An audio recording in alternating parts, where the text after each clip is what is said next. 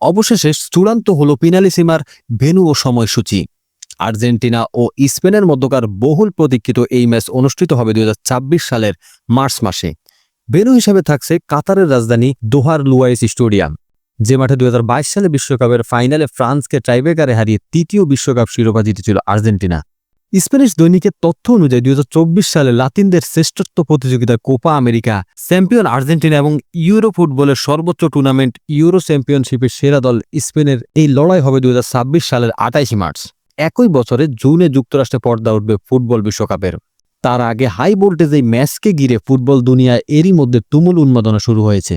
Lionel মেসির নেতৃত্বে বর্তমান বিশ্ব চ্যাম্পিয়ন আর্জেন্টিনা ইতিমধ্যে পরবর্তী বিশ্বকাপের জন্য যোগ্যতা নিশ্চিত করেছে। অন্যদিকে ইউরো চ্যাম্পিয়ন স্পেন ও জর্জিয়ার বিপক্ষে সাম্প্রতিক জয় দিয়ে বিশ্বকাপের পথে আরও এক ধাপ এগিয়েছে।